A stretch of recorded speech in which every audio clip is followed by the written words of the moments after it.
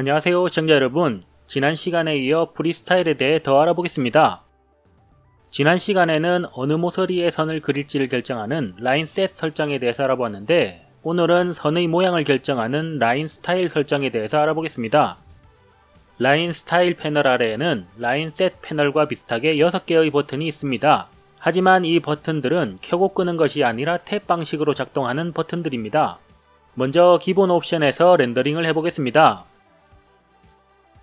선을 잘 보이게 선의 두께를 좀 더 두껍게 해보겠습니다. 선의 두께는 thickness 탭 아래의 thickness 속성 값으로 조정할 수 있는데, 이 값을 30으로 설정하겠습니다. 이제 렌더링을 해보면 오른쪽 위 꼭지점 위치가 조금 패이는 걸 확인할 수 있습니다. 이것의 원인을 알아보기 위해 thickness position 속성은 조금 후에 알아보고, 먼저 알파 탭으로 넘어가겠습니다. 알파 탭에는 기본 투명도를 나타내는 알파 트랜스페어런시 속성 하나만 있고, 그 아래에는 모디파이어를 추가할 수 있는 메뉴가 있습니다. 모디파이어는 알아볼 내용이 많아 자세한 내용은 다음 시간에 알아보고, 오늘은 기본 속성에만 집중하겠습니다. 모디파이어를 사용하지 않는다면 투명도가 선의 시작부터 끝까지 균일하게 적용되지만, 모디파이어를 사용하게 되면 조건에 따라 투명도에 변화를 줄 수 있습니다. 자세한 내용은 다음 시간에 알아보고, 지금은 이 값을 조금 낮춰보겠습니다. 값이 1일 때가 완전 불투명이고 값이 0일 때가 완전 투명이 됩니다. 렌더링에서 보면 선들이 조금 투명해진 것을 확인할 수 있습니다. 그런데 꼭지점 근처를 보면 선들이 그냥 이어진 것이 아니라 여러 개의 선이 포개진 걸 알 수 있습니다. 특히 이 부분을 보면 연결된 모서리 전부가 각각의 선으로 되어 있습니다. 그런데 실루엣으로 선택되어 그려진 선은 외곽선을 따라 하나의 선으로 쭉 이어진 걸 볼 수 있습니다. 그에 비해 크리스로 선택되어 그려진 선들은 따로 분리된 것처럼 보이네요. 정확히 말하면 이것은 실루엣이냐 크리스냐가 아니고, 특정 알고리즘을 따라 이어진 모서리들의 선을 한 획으로 그리게 되는데, 그걸 알아보기 전에 먼저 선의 시작과 끝부분의 모양은 스트로크 탭의 캡 속성 중 하나를 선택해서 결정할 수 있습니다. 여기 그림으로 속성값들의 차이를 정리해보았습니다. 먼저 버튼은 모서리가 끝나는 꼭지점 위치까지 선을 각지게 그립니다.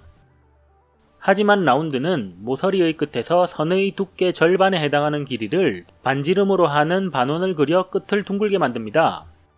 그리고 스퀘어는 모서리의 끝에서 선 두께 절반만큼 더 나아가 각진 모양으로 선을 그립니다.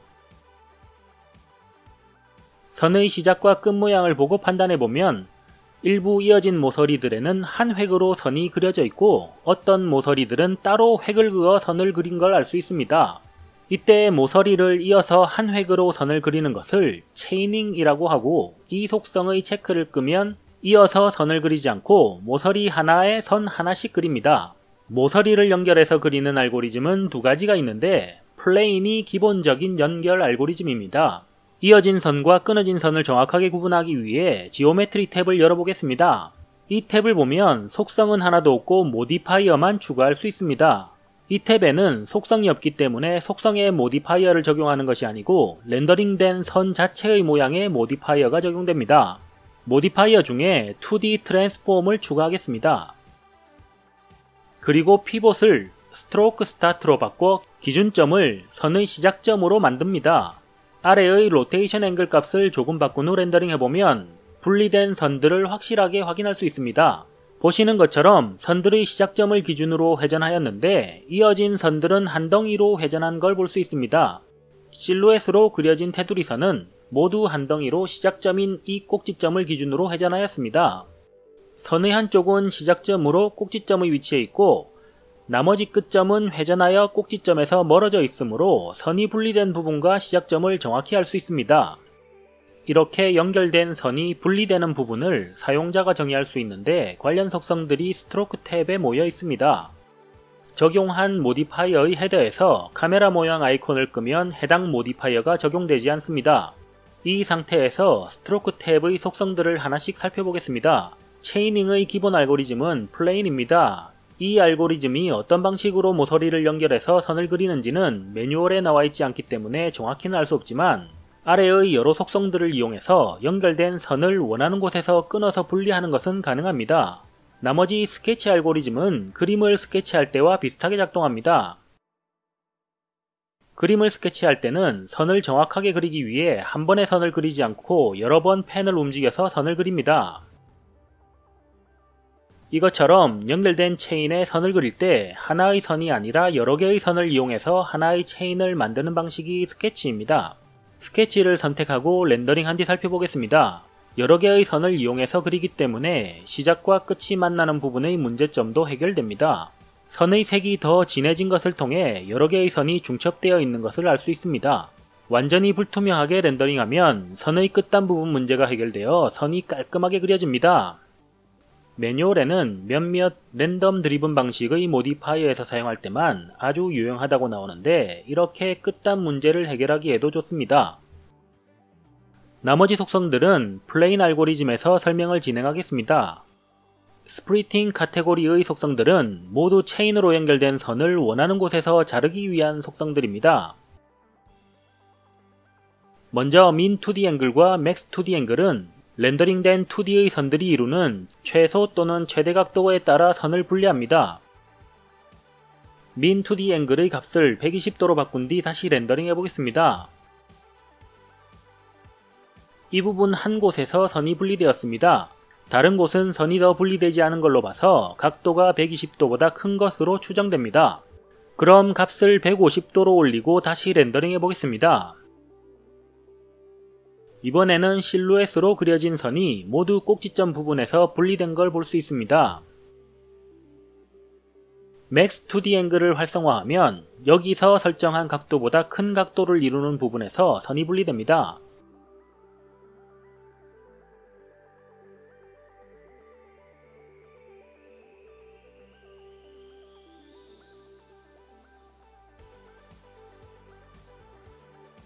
(2D) 랭스는 선의 시작 부분부터 설정한 값의 길이마다 반복해서 선을 절단해줍니다.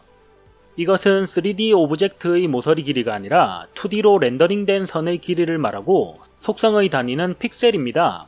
속성을 체크하고 렌더링을 해보면 아무런 변화를 감지할 수 없는데 이것은 선이 끊어졌다고 끊어진 사이의 갭을 벌려주는 것이 아니기 때문에 끊어진 선들이 이어져 있는 것처럼 보여서 그렇습니다.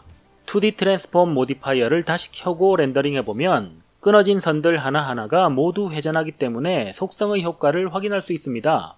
렌더링 결과를 보시면 설정한 100픽셀 길이마다 선이 끊어진 걸 알 수 있습니다.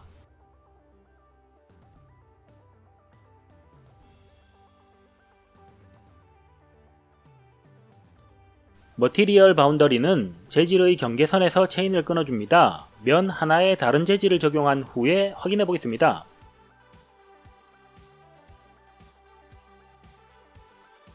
보시는 것처럼 두 재질의 경계선에서 선이 절단된 걸 확인할 수 있습니다. 같은 재질이 적용된 면에 연결된 모서리는 선이 절단되지 않은 것과 비교해서 보시면 되겠습니다.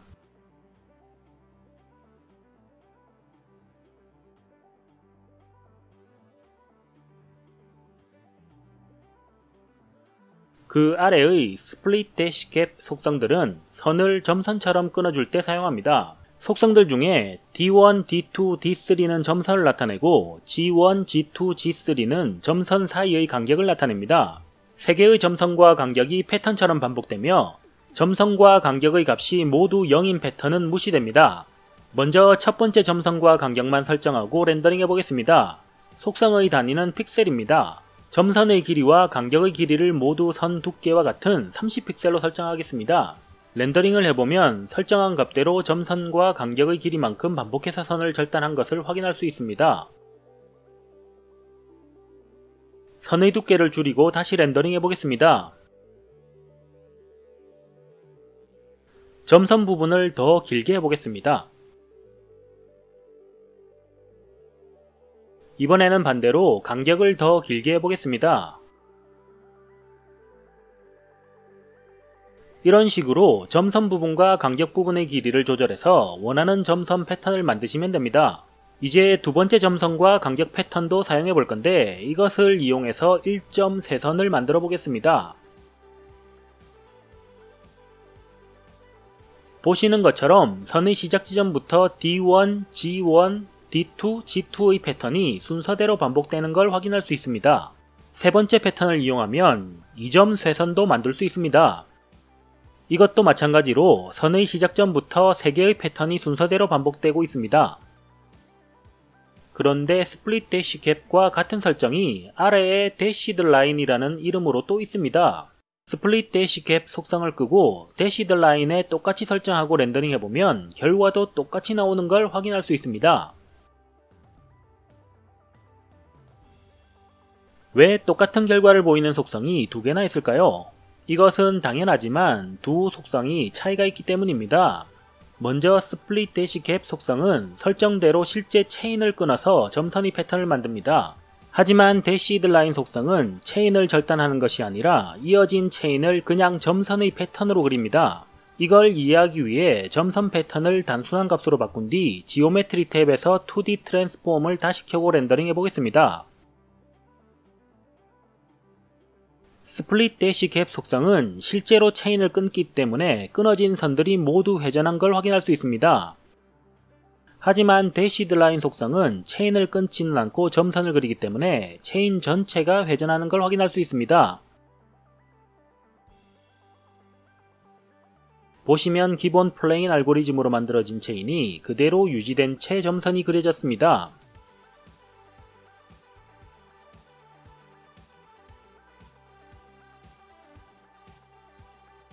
다음으로 소팅 속성은 선이 그려지는 순서를 정렬하는 속성입니다.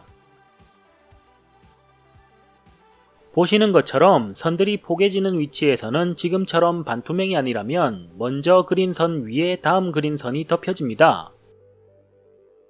3D 장면에서는 카메라에 가까이 있는지 멀리 있는지에 따라 가까이 있는 오브젝트에 의해 멀리 있는 오브젝트가 가려지는데 2D에서는 거리에 대한 정보가 없기 때문에 선을 그리는 순서에 따라 보여지는 선과 가려지는 선이 결정됩니다. 소팅 속성들은 이 순서를 결정하기 위한 것들입니다. 이 속성들은 일일이 렌더링하지 않고 그냥 말로 설명하겠습니다. 먼저 소트키 속성은 무엇을 기준으로 정렬할 것인지를 결정합니다. 기본값인 distance from camera는 3D 장면에서 각각의 모서리와 카메라 간의 거리를 비교해서 그리는 순서를 결정합니다. 이때의 모서리는 양쪽의 꼭지점 위치가 다르기 때문에 어디를 기준으로 거리를 측정할 것인지를 정해야 하는데 이것은 인테그레이션 타입 속성에서 결정합니다. 먼저 미는 꼭지점의 평균 위치를 기준으로 합니다.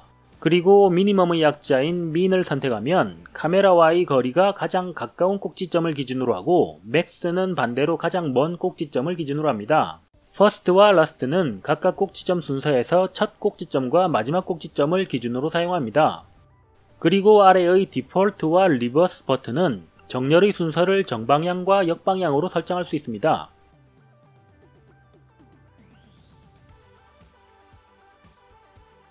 그 다음 2D 랭스는 렌더링된 선의 길이를 기준으로 정렬합니다.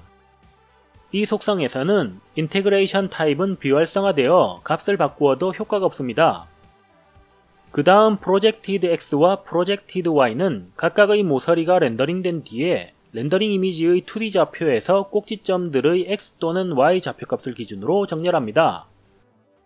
이때 인테그레이션 타입은 Distance from Camera에서의 역할과 똑같은 역할을 합니다. 다음으로 셀렉션 속성은 선이 그려질 부분을 선택적으로 지정합니다. min 2D length 속성을 활성화하면 설정한 값보다 렌더링된 선의 길이가 더 길어야 렌더링되고 길이가 짧으면 렌더링되지 않습니다. 현재 설정값이 0이므로 렌더링하면 선들이 전부 0보다는 길기 때문에 모든 선이 다 그려집니다. 여기서 선의 길이는 연결된 체인 전체의 길이이고 길이의 단위는 픽셀입니다. 값을 500픽셀로 바꾼 뒤 다시 렌더링 해보면 보시는 것처럼 하나의 체인이 그려지지 않은 걸 알 수 있습니다. 이 체인은 모서리 하나만 포함된 가장 짧은 체인으로 길이가 500픽셀 이하이기 때문에 그려지지 않았습니다. 이에 비해 다른 체인들은 모서리 2개 이상 연결되어 있어 길이가 500픽셀보다 길기 때문에 모두 그려진 것입니다. 설정값을 바꾸면서 렌더링 해보겠습니다. 설정값을 참조할 때 체인의 길이가 365보다는 크고 370보다는 작은 걸 알 수 있습니다. 아래의 max 2D length를 활성화하면 이번에는 반대로 설정값보다 체인의 길이가 짧아야만 그려지고 더 길면 그려지지 않습니다. 렌더링해보면 모든 체인의 길이가 1000 픽셀보다는 짧기 때문에 모두 그려졌습니다. 이제 값을 370으로 바꾸고 다시 렌더링해보면 370보다 짧은 이 체인만 그려지는 걸 확인할 수 있습니다. 체인 카운트 속성을 활성화하면 체인마다 부여된 순서를 이용해서 첫 체인부터 설정한 개수까지의 체인을 그립니다. 현재 이미지에 3개의 체인이 있으므로 설정값인 10개 안에 포함되어 모두 그려졌습니다. 설정값이 0일 때는 아무것도 그려지지 않고 1이면 1개, 2면 2개의 체인이 그려집니다. 체인의 순서가 어떻게 부여되는지 그리고 순번은 어떻게 확인하는지가 매뉴얼에 나와 있지 않기 때문에 사용하기가 좀 애매한 속성입니다. 칼라 탭에는 베이스 칼라 속성 하나만 있는데 글자 그대로 선의 기본 색을 설정하는 것이고 따로 더 설명할 것은 없습니다. 모디파이어에 대해서는 다음 시간에 설명하겠습니다. 알파 탭에도 더 설명할 건 없고 thickness 탭에서 처음 설명하지 않았던 thickness position 속성을 살펴보겠습니다. 이 속성은 모서리를 기준으로 선이 그려질 위치를 결정하는 값입니다. 기본 값인 센터를 선택하면 선의 중간 부분이 모서리의 위치에 오도록 선이 그려집니다.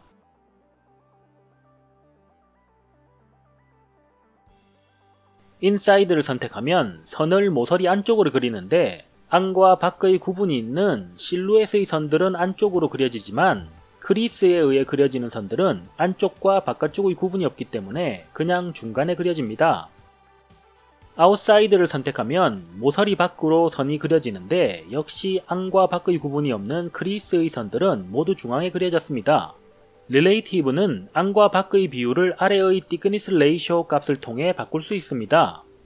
값이 0.5일 때 중앙에 선이 그려집니다. 그리고 값이 0에 가까워지면 안쪽으로 그려지는데 값을 0.7로 하면 30%는 안쪽에 나머지 70%는 바깥쪽에 그려집니다. 지오메트리 탭은 속성이 없으니 그냥 넘어가고 마지막 텍스처 탭은 선을 단순한 색으로만 그리는 것이 아니고 텍스처를 이용한 패턴으로 그리고 싶을 때 사용합니다. 먼저 아래의 Go to Line Style Textures Property 버튼은 단순히 속성 편집기의 텍스처 탭으로 이동하는 기능 말고는 별다른 기능이 없는 버튼입니다. 그 위에 있는 Use Node 속성의 체크를 켜야 텍스처를 이용한 패턴 기능을 사용할 수 있습니다. 그 후 다시 텍스처 탭으로 가보면 라인 스타일 관련 텍스처 설정을 확인할 수 있습니다. 기본적으로는 이미지 텍스처를 이용해서 이미지 패턴을 만들 수 있도록 설정되어 있습니다.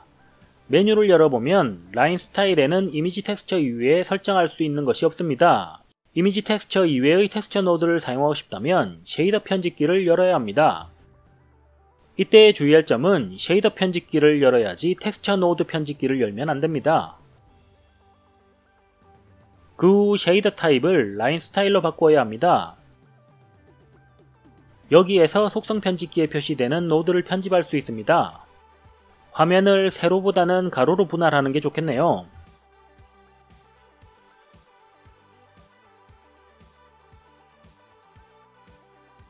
라인 스타일 아웃풋 노드가 출력 노드이고 앞단에서 입력된 노드들의 데이터를 렌더링될 선의 패턴에 직접 적용합니다. 기본으로 적용되는 노드는 이미지 텍스처 노드입니다. 그 앞의 UV Along Stroke 노드는 재질에서 텍스처를 적용할 때 UV맵을 펼친 것처럼 그려질 선을 따라 UV맵 데이터를 자동으로 생성해주는 노드입니다. 이미지 텍스처 노드를 체커 텍스처 노드로 바꿔보겠습니다. UV Along Stroke 노드가 선택되어 있었군요. 취소하고 이미지 텍스처를 선택한 뒤 다시 노드를 바꿔보겠습니다. 이렇게 쉐이더 편집기에서 노드를 바꾸면 속성 편집기에서도 바뀐 노드의 속성들이 표시됩니다. 하지만 속성 편집기의 머티리얼 탭에서는 쉐이더 편집기를 이용하지 않아도 모든 노드를 선택할 수 있었지만 텍스처 탭을 이용해서 라인 스타일의 노드를 바꿀 때는 꼭 쉐이더 편집기와 함께 작업하여야 합니다. 칼라 1과 칼라 2의 색상으로 체크 무늬가 그려질 텐데 지금 렌더링 해보겠습니다. 보시는 것처럼 선이 단색이 아닌 체크 무늬 패턴으로 그려졌습니다. Spacing along stroke 속성은 선을 따라 반복되어 그려지는 패턴의 선 방향 스케일을 조정합니다. 값을 5로 바꾸고 렌더링해보면 패턴이 선을 따라 길게 늘어진 걸 확인할 수 있습니다. 이 값이 1일 때 선의 방향을 따라 선 두께만큼 패턴을 반복해서 출력하고 값이 5일 때는 선 두께의 5배 길이로 패턴을 반복해서 출력합니다. 그 외에도 노드를 잘 조합하면 다양한 스타일의 패턴을 만들 수 있습니다. 오늘은 여기에서 마치고 다음 시간에는 모디파이어에 대해서 자세히 알아보겠습니다. 영상이 좀 길어졌는데 끝까지 시청해주셔서 고맙습니다.